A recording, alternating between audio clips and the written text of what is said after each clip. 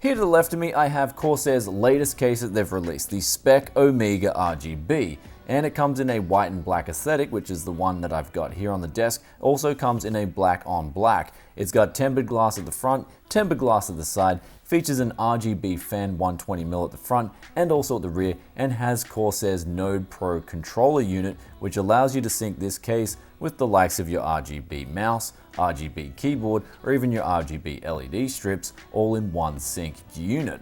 So, at $150 US, however, is it worth your hard-earned? Or if you're in Australia, 200 AUD. Let's find out.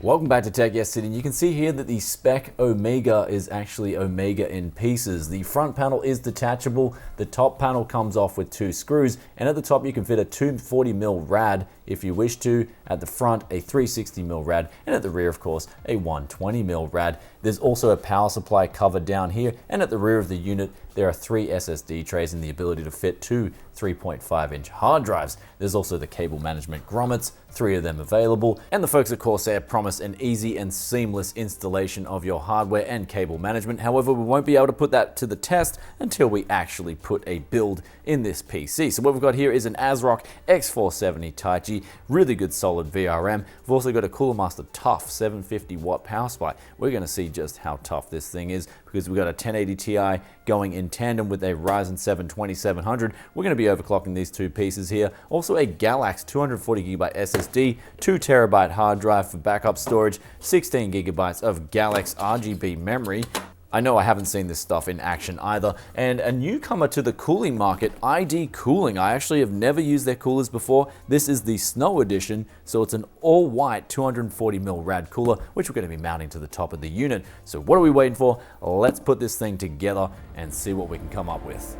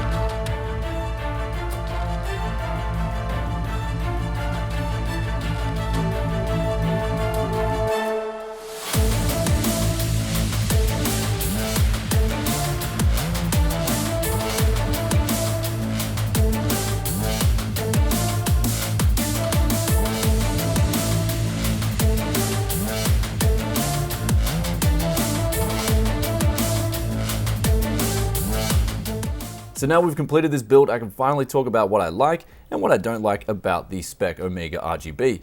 First things first, the aesthetic.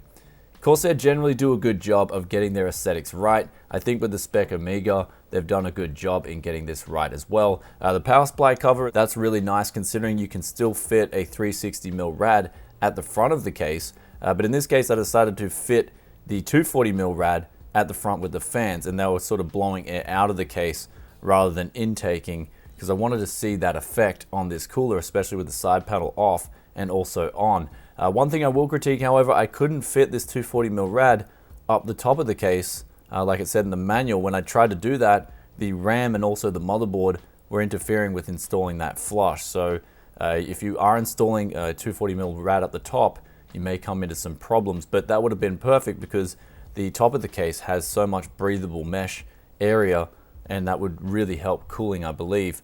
But with the cooling itself, in this configuration here, with the side panel off, it was a few degrees better than it was with it on. However, keep in mind this time around it's not an ideal configuration for cooling your CPU. I just sort of went, hey, I'm gonna try this out because the 240mm rad wouldn't fit up the top. And of course I had to remove that existing 120mm fan at the front. Also, if possible, I would like to see, instead of having a fan going on the outtake at the back, I'd like to see them put that to the front of the case and also install an additional RGB fan. So you've got 3 RGB fans at the front of the case. I think for $150, you should definitely get 1 more fan included. That would really seal the deal with the Spec OMEGA RGB in my opinion. But also when it came to cable management, there was some limited space at the back. I mean, I came from the 570X, That was a little bit limited because I'm used to working with the Air Series cases, and this felt like it was a little bit more limited than the 570X. So cable management is very tight, considering it does come with that Node Pro and the extra commander installed at the back, and that does add to the amount of cables, and you've got those 3 SSD bays as well. Although it's a tight fit, it is a small case in general. It's actually surprisingly small, and the fact that I could fit in a high-end build in this PC is actually a credit to Corsair. It's not a bad case if you do want to get around with a mid-range build. I'd say ideally, you'd probably want to drop in something like a GTX 1070, i5 8400, and you have a really nice bling-worthy case. But ultimately, when it comes down to it, this case does have good build quality. All the screws line up, everything makes sense when you're also detaching and attaching things. But I do still prefer my Air 540 even over something like the Spec OMEGA RGB.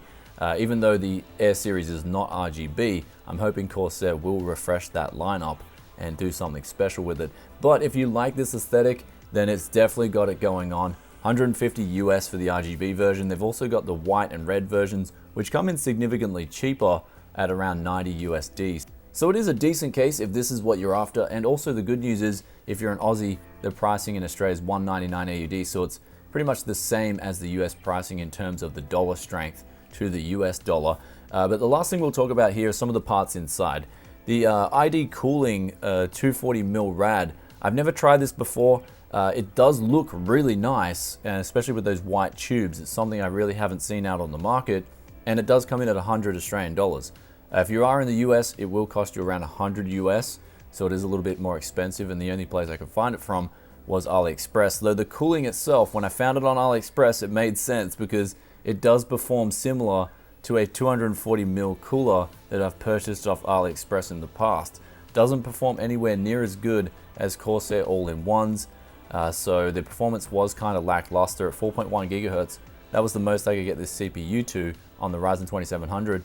Even with the side panel off, it was going around 90 degrees in CPU hardware. So I'm used to lower temps even at 4.2 gigahertz on a H110, for example, or a H100 with Corsair's all-in-ones. So it's okay though, if it's the aesthetics you're after, then it definitely does deliver. And also in total, this whole build does cost a little over 2,000 US if you want to build it, and around 2,800 Australian dollars. I will put all the links in the description below, but it is unfortunate that you can't really get this Galax DDR4 memory. It does look really good. I managed to get it to 2933 megahertz, and also the Galax SSD, the white SSD, that looks really cool as well. So everything came in together here to make a nice white and black theme build. So if you enjoyed today's video, then be sure to hit that like button and let me know what you think of the Spec OMEGA RGB, and also let me know if you haven't built in one yet. Have you built in a Corsair case before? Love reading your thoughts and opinions as always, and I'll catch you in another tech video very soon. Peace out for now.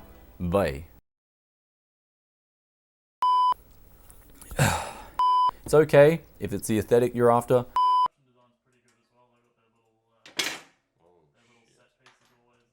I'm reviewing the Spec OMEGA RGB and I don't even have my specs on. So if you enjoyed today's video, then don't forget to hit that like button. Also, if you have any questions or comments about the Spec OMEGA RGB, then be sure to drop. I don't know what's going on with me today, man. I'm gone skis.